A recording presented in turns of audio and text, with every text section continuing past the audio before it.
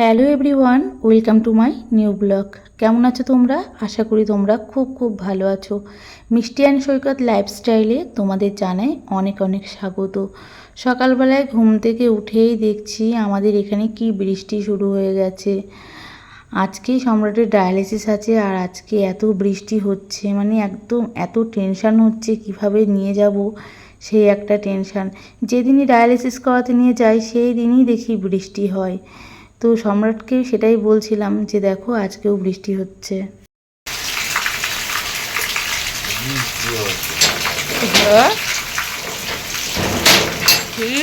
সকালবেলা বৃষ্টিতে পারে কখন যাব? যেটাই তো যত তাড়াতাড়ি কিছু যাবো তত তাড়াতাড়ি যাবো। এটাই হচ্ছে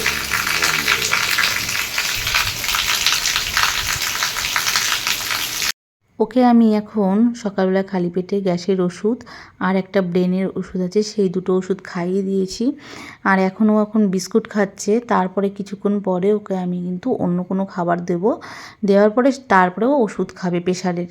তো আজকে তো ডায়ালিসিস আছে, তাই জন্য আমি ঘুম থেকে আজকে একটু সকাল সকালই উঠেছি। না হলে অন্য অন্য দিন একটু লেটই হয় উঠতে, যেহেতু রাতের বেলায় সম্রাট যদি দেরি করে ঘুমায় তো আমারও ঘুমাতে দেরি হয়ে যায়, তাই জন্য কিন্তু অনেকটা লেট হয়ে যায় উঠতে। আর যেদিন যেদিন ডায়ালিসিস থাকে সেদিনকে আমি একটু তাড়াতাড়ি ঘুম থেকে উঠি, কারণ আবার সব কাজকর্ম সেরে তারপরে তো আবার ওকে আবার ডায়ালিসিস করাতে নিয়ে যেতে হবে। তো বাবাই সোনা কিন্তু আজকে এখনও পর্যন্ত ঘুম থেকে ওঠেনি, আর আমি ওকে আজকে ডাকিও নি। তার কারণ ও ঘুম থেকে উঠে গেলেই আমার কিন্তু ওর পেছনে অনেকটাই কাজ করতে হয়, যেহেতু এখন বাবাইয়ের অপারেশনটা হয়ে আছে, এখনও বাদবাকি কোনো কিছুই ও করতে পারছে না, সেই জন্যই কিন্তু ওকে আর আমি ডাকিনি। তো এখন বাসন টাসন ধুয়ে নিয়ে তারপরে এখন যাব আমি বাজার করতে। সেদিকে বৃষ্টিও হচ্ছে, দিকে বৃষ্টিটা না কমলে যেতেও পারছি না। তো বৃষ্টিটা যদি কমে তার মধ্যে আবার যাব বাজার করতে। ও তো ঘুম থেকে উঠে গেছে, ও তো আমার সাথে সাথেই উঠেছে। তো ও বলছে আমার সাথে নাকি বাজার করতে যাবে। তো আমি ওকে বলেছিলাম যে না, আজকে তোমার এখন যেতে হবে না, কারণ একটু পরে তো আবার ডায়ালিসিস করতে যাবা, অতক্ষণ ধরে গাড়িতে বসে থাকবে তো কষ্ট হবে। তো ও তো শুনবেই না, ও বলে যে না আমি যাব। তো ওকে বললাম ঠিক আছে তুমি বসে বসে বিস্কুটটা খাও, আমি কাজটা সেরে নিই, বৃষ্টিটা কমুক তারপরে তোমাকে নিয়ে আমি বেরোবো। তো আর কি সকাল সকাল এখন কাজগুলো করে নিচ্ছি, আর বাদবাকি ঘর তো পরিষ্কার করব, কিন্তু আগে বাজার থেকে ঘুরে এসে তারপরে কিন্তু ঘরবাড়িগুলো পরিষ্কার করব। আর আজকে যাই করি না কেন খুব তাড়াতাড়ি করতে হবে। আর আজকে ঘরটা মোছা হবে না, আমি আসলে প্রতিদিনই ঘর মোছা হয় না, এক একদিন ঘর মুছি আর একদিন করে ঘর মুছি না। যেদিন যেদিন ওর ডায়ালিসিস থাকে সেদিন ঘর মুছি না, আর যেদিনকে ওর ডায়ালিসিস না থাকে সেদিনই একমাত্র ঘর মুছি। প্রতিদিন এখন সব কাজ আর হয় না করা। বাবা, ওই যে গাড়ি নামিয়ে ফেলেছে। বৃষ্টিটা কমেছে, এবার যাব বাজারে। কোনো রকম বাসনটা মাজলাম, কারণ আজকে তো ডায়ালিসিস আছে, অনেকটা দেরি হয়ে যাবে, নাহলে এসে ঘরদোর পরিষ্কার করব। বাবা, তালা দিয়ে দিয়েছ? আস্তে আস্তে যাবে, পিছল আছে, আস্তে।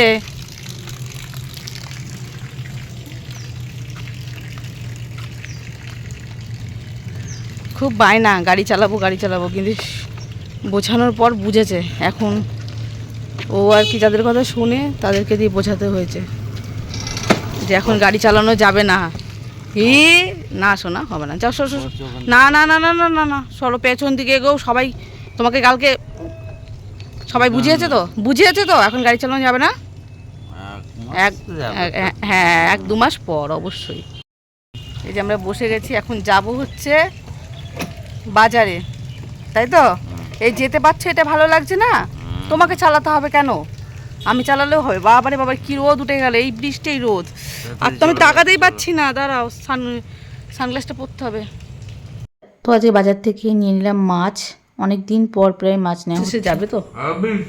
যাবো না। বৃষ্টি হয়ে যাচ্ছে, যেতে হবে তো, তবুও তো ডায়ালিসিসটা তো করতে হবে।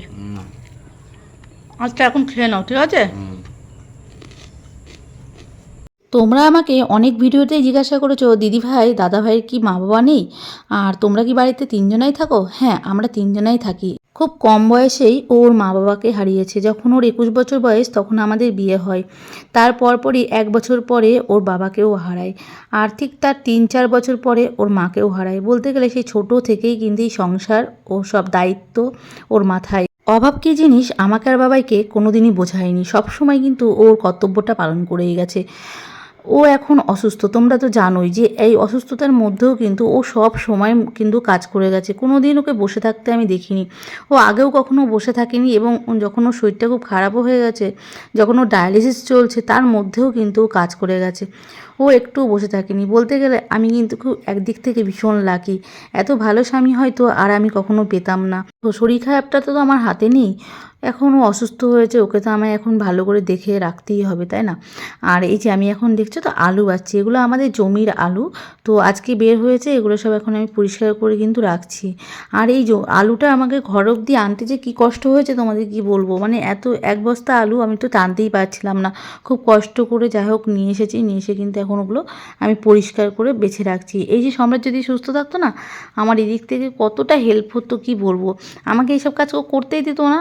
আগে যখন আমাদের জমি থেকে এরকম আলু বের হতো, ও বাইরে নিয়ে, মানে এরকম ঘরেও না, বাইরে বার করে নিয়ে সেগুলো পরিষ্কার করে তারপরে কিন্তু কি সুন্দর করে গুছিয়ে রাখতো, তোমাদের কি বলবো।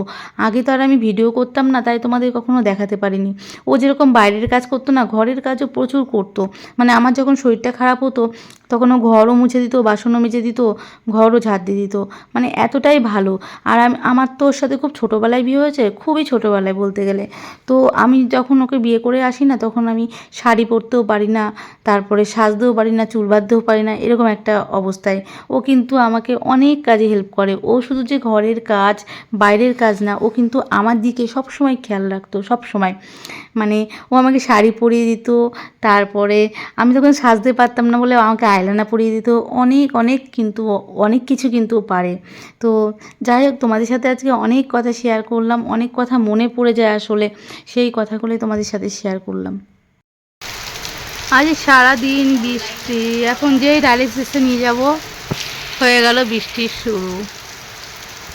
রেনকোট রয়েছে, কিন্তু সম্রাটকে রেনকোট পরাতে আর পাচ্ছি না, কিছুতেই পরবে না, বলে আমি যাব না ডায়ালিসিস করতে। দেখো কি বৃষ্টি, বৃষ্টি না কমলে বেরোনো হবে না, কি একটা সমস্যায় পড়লাম রেডি টেডি হয়ে। একমাত্র হাসপাতালে আসলেই বুঝতে পারি মানুষ কত সমস্যার মধ্যে দিয়ে যাচ্ছে, কত মানুষের কত রোগ, আর স্পেশালি তো এই কিডনি ড্যামেজ। যেদিকেই তাকাচ্ছি, যার সাথেই কথা বলছি সেই বলে নাকি কিডনি খারাপ হয়ে গেছে। আসলে এই রোগটা এমনভাবে ছড়াচ্ছে কি আর বলবো, এখন যেন দিনে দিন খুব বেড়ে গেছে এই রোগটা। তো আমি এখন সম্রাটকে ডায়ালিসিস করাতে নিয়ে এসেছি, আর এখানেই বসে আছি। তো সেই কথাগুলো এই কাকুটার সাথে বলছিলাম, কাকুটারও আর এই সমস্যা।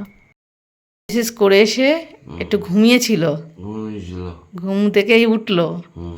উঠে এবার চুলটা একটু আঁচড়াবে। কোথায় যাবে? হ্যাঁ, হ্যাঁ যাচ্ছে। সাইকেল নিয়ে এসছিস? দাঁড়া দাঁড়া দাঁড়া দাঁড়া, ডাকি ডাকি। তো বাবা তো বেরিয়ে গেল সন্তু কাকার সাথে। হ্যাঁ, আর তুমি আমার সেই দিদার পুরনো ভান্ডারটা থেকে টাকা আরে বাবা, বাবা পয়সা চাইছে, বলছে যে পয়সা দাও, নাহলে আমি যাবো না। পয়সা দাও, তা অন্য 100 টাকা জমিয়েছে। আচ্ছা ঠিক আছে, ওটা বাদ দাও।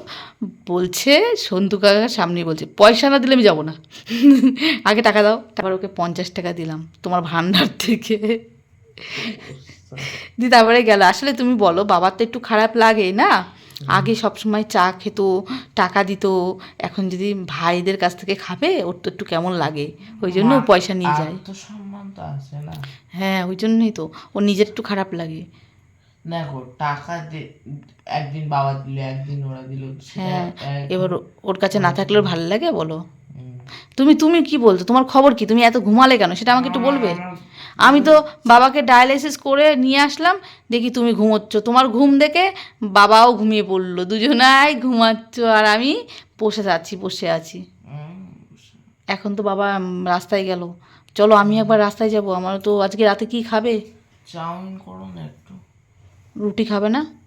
একটু চাউমিন করো, বাবাও বলছিল। খুব হালকা করে করবো তাহলে, হ্যাঁ, কিচ্ছু দেবো না কিন্তু, মানে তেল কিন্তু কম করে। চাউমিনে কে কি দেয় মা? না, আমি বলছি তেল কম করে করবো, হ্যাঁ, তেল দিয়ে। কম করে, তেল আমি বেশি খাই না, তুমি জানো। ঠিক আছে, তাহলে আমিও বেরোবো এখন, বাবা গেছে, আমি যাই, আমি তো বাজার করব, আর একটু দেখবো কোথায় আছে ও, দেখে সুন্দর আরও বন্ধুদের কাছে বসিয়ে দিয়ে তারপরে আমি আসবো। সুন্দর আরো দূরে কোথাও নিয়ে যাবে না না, ওর বন্ধুরা এই যে এখানে যে রাস্তায় যে সবাই বন্ধুরা আছে না, ওকে কালকে তো ছিল 10টা অবধি, সবাই বলেছে আমাদের কাছে প্রতিদিন দিয়ে যেতে, ও এখানে বসে বসে কথা বলবে, গল্প করবে, ওর মনটা ভালো লাগবে, বুঝতে পেরেছো? সেই জন্যই তো এখনও গেছে, চা খাক, একটু গল্প করুক, তার মধ্যে ওর বন্ধুরা চলে আসবে, ওদের সাথে গল্প করবে। কেন প্রতিদিন প্রতিদিন অত দূরের বন্ধুদের কাছে নিয়ে যাওয়া যায় বলো? না টাটা কাকাটাও কিন্তু না, ওকে নিয়ে যাবো, ওখানেও নিয়ে যাবো, এবার সেটা দুদিন একদিন পর পর বলো, প্রতিদিন তো নিয়ে যাওয়া সম্ভব না, তাই না? ঠিক আছে, তুমি ইয়ে করো, তুমি কিছু খাবে কি এখন? হ্যাঁ মা। কিছু তাহলে তোমাকে দিই, তুমি খেয়ে নাও, তারপরে আমি বাজারে করে নিয়ে আসি। A few moments later. কেমন হয়েছিল? ভালো। ভালো হয়েছিল? কেমন হয়েছিল চাউমিনটা? ভাল লেগেছে? এবার ঘুমিয়ে পড়ো, ওষুধ তো খাওয়া হয়ে গেছে, বলো গুড নাইট। Good night. বাহ, আমার সোনা বাবা গেটাচ পরে নিয়েছে, এবার ঘুমিয়ে পড়বে। সোনা বাবা গুড নাইট বলে দাও। গুড নাইট সবাইকে, আবার দেখা হবে পরবর্তী ব্লগে।